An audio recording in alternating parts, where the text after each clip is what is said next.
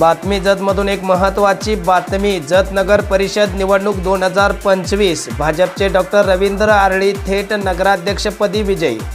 जत नगर परिषदेच्या 2025च्या सार्वत्रिक निवडणुकीत भारतीय जनता पक्षाचे उमेदवार डॉक्टर रवींद्र आरळी यांनी थेट नगराध्यक्ष पदाच्या निवडणुकीत 2496 मताच्या फरकाने दणदणीत विजय मिळवला आहे।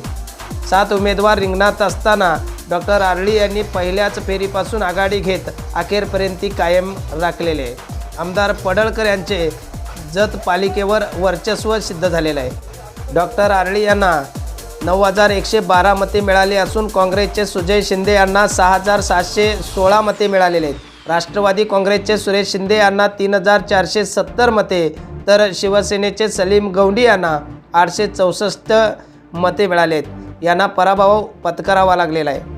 पहिल्या फेरीत 899, दुसऱ्या फेरीत 1247 तर तिसऱ्या फेरीत 350 मतांचे मताधिक्य मिळवत डॉक्टर आरळी यांनी विजयावर शिक्कामोर्तब केलेला आहे। जत नगर परिषदेसाठी एकूण 23 जागांसाठी 94 उमेदवारांनी निवडणूक लढवली। विविध प्रभागामध्ये भाजप, काँग्रेस आणि राष्ट्रवादी काँग्रेस यांच्यात थेट लढत पाहायला मिळाली।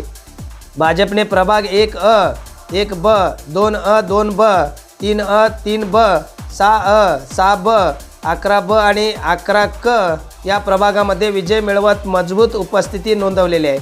विशेषतः प्रभाग 11 मधील तिन्ही जागांपैकी 2 जागांवर भाजपचा विजय हा पक्षासाठी दिलासादायक ठरलेला आहे।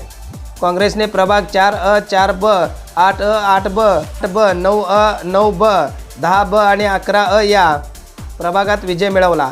राष्ट्रवादी काँग्रेसने प्रभाग 5ब, 7अ आणि 7ब मध्ये यश मिळवत आपली उपस्थिती दाखवून दिली।